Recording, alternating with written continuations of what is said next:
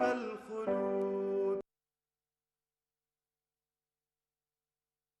Our dear viewers, and welcome to our special coverage for the recent developments concerning the war by the Israeli forces against the Gaza Strip.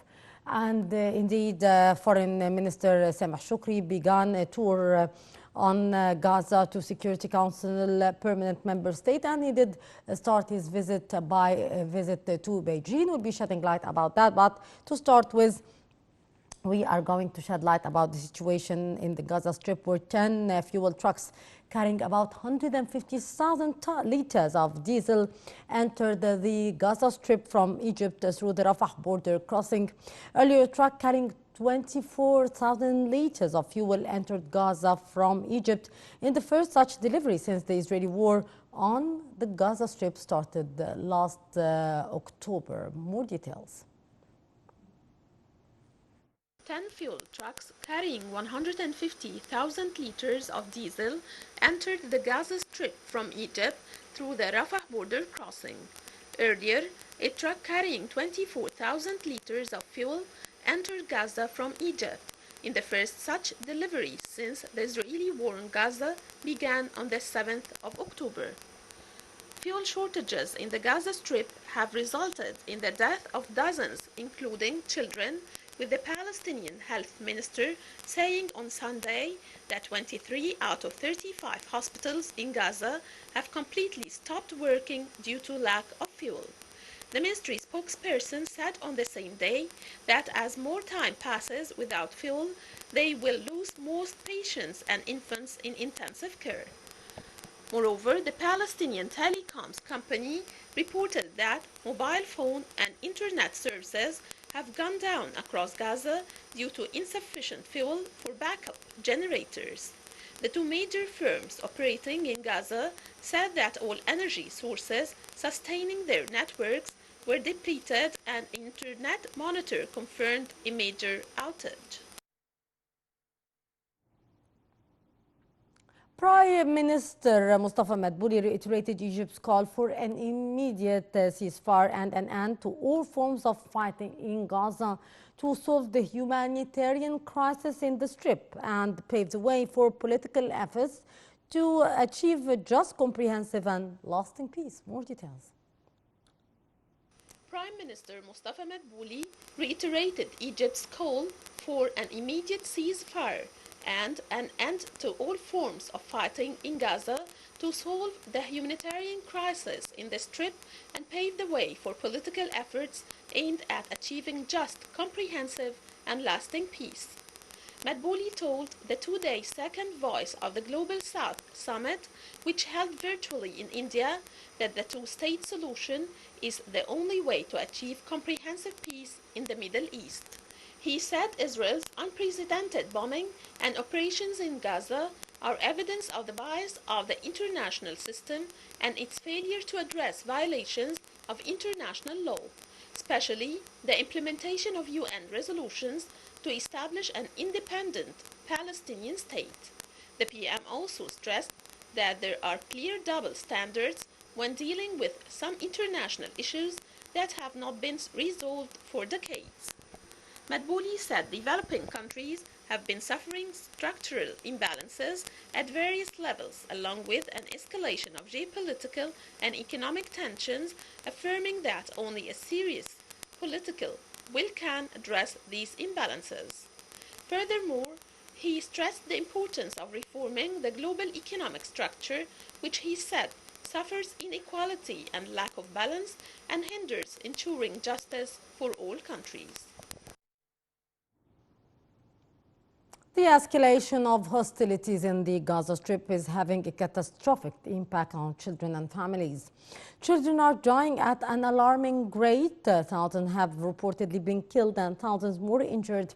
An estimated 1.5 million people in the Gaza Strip has been displaced, more than half of them children. The escalation of hostilities in the Gaza Strip is having a catastrophic impact on children and families. Children are dying at an alarming rate. Thousands have reportedly been killed and thousands more injured. An estimated 1.5 million people in the Gaza Strip have been displaced, more than half of them children. They are running out of water, food, fuel, and medicine. Their homes have been destroyed, their families torn apart. Even wars have rules. No child should be cut off from essential services, nor fall from the reach of humanitarian hands. No child should be held hostage or used by any means in armed conflict.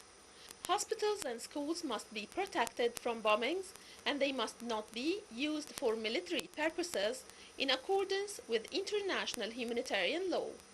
No child should suffer the threat of bombs from their beds. The cost to children and their communities of this violence will be borne out for generations to come.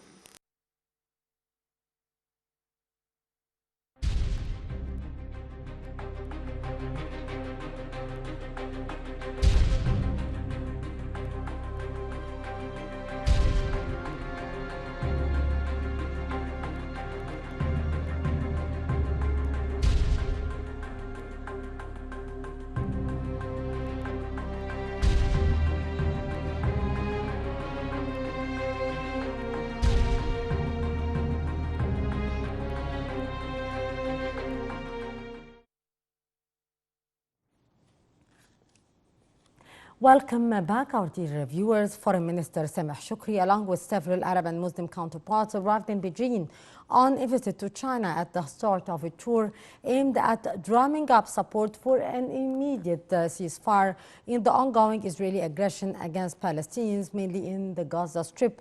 The delegation is scheduled to visit major world capitals, also to push for allowing humanitarian aid deliveries to stricken civilians in the besieged enclave. The official holding meetings with China top diplomat Wang Yi on Monday are from Saudi Arabia, Jordan, Egypt, Indonesia, Palestine, and the Organization of Islamic Cooperation, among others. China's Wang said Beijing was a good friend and brother of the Arab and Muslim countries, adding it has always firmly supported the just cause of the Palestinian people to restore their legitimate national rights and interests.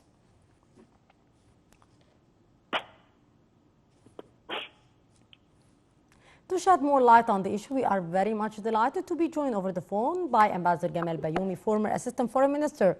Ambassador Bayoumi, good afternoon to you, sir. Good afternoon. Good afternoon. How are you?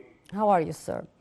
Ambassador Bayoumi, how do you see the significance of such a visit by the delegation, which include indeed Foreign Minister Sameh Shoukry, with the Saudi Arabian, Jordanian, Indonesian, Palestinian representatives, and as well as the Organization of Islamic Cooperation? Very important, and it is one more step towards informing the whole world about the situation in Palestine and in Gaza and the crime which is being done every day, especially in a country in the weight of China, heavyweight country, permanent member of the Security Council, and a dear friend to us, whether as an allied country or developing country. Indeed. And I hope that this visit, of course, will add to our efforts of information, because it is another small war about information. Who can spread their point of view concerning what is going on, because really we are listening to something and the opposite from the same person. I hear without hesitation naming what we hear from the American president or the French president. One day they say that Israel is defending itself. The other, they are asking Israel to stop killing of civilians. The third, they are calling for two-state solution, and so on. So it is a matter of informing every party engaged in this problem in order to make sure that everybody knows exactly what is our position as Arab and as Muslim, as Africans, and here the Minister of Foreign Affairs in the Islamic country, they are representing 1,400 million inhabitants of Muslims. Also, a part of them are African, and Africa is 1,200 million inhabitants. These are good efforts. Add this to what we are doing in the United Nations General Assembly or the Security Council, our contact with the EU or with the African Union also. So it is a chain of efforts in order to make our position clear. Hope, inshallah, that this massacre will take an end very soon. I hope so. Mr. Ambassador, also the Chinese foreign minister said that Beijing was a good friend and brother of the Muslim countries, adding that it has always firmly supported the just cause of the Palestinian people to restore their legitimate national rights and interests. Do you believe that here we might say, with the support of China and other countries, a real solution to the very, very serious situation on the ground, which is deteriorating every day? Yes, we depend on China because China looks to us in a very friendly way, and they do not forget that Egypt, Gamal Abdel Nasser, was the first country in the whole third world who recognized the new regime in China, and we paid a lot because of this. So I personally appreciate very much what is being done in Peking now, waiting for more and more support from China, from Russia, from other friendly countries. Sir, also since the beginning of the war in Gaza, China's foreign ministry has repeatedly called for de-escalation and for Israel and Palestine to pursue a two-state solution. Do you believe that with all the escalation on the ground, we might see a political solution after a ceasefire here? Yes, I hope so, because even the United States has moved a little bit towards wise advice to stop the killing process and to open Rafah gateway in order to help our brothers in Palestine. And the United States started to talk about the two-state solution. The only problem now is that the leadership in Israel, you don't have a leadership which can convince the Israelis about the importance of a civil process and peace process. Yes. This is the main obstacle now, because when Egypt established the treaty with Israel, that was during the leadership of Menachem Begin or Shimon Peres. There were really leaders who you can talk to. Now we have a highly expensive government where members of the government are threatening us of using nuclear bomb. Yes. Something strange about any minister in the whole world to talk this language. But it is our task. We have to take it, whether we like it or not. It is our duty to continue our efforts in order to stop this problem.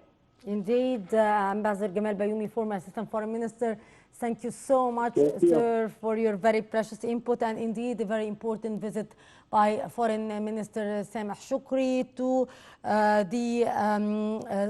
aimed to the permanent member states of the UN Security Council in order to try to find a solution to the very alarming and serious situation in the Gaza Strip, with the counterparts from Arab and Muslim countries who are trying to find a just solution and end to the ceasefire in the Gaza Strip and to find a solution for the humanitarian crisis also taking place in the Gaza Strip. Our dear viewers, with that we come to the end of this special coverage for the situation in the Gaza Strip. I'm Maisy Rabia signing off. Many thanks for watching.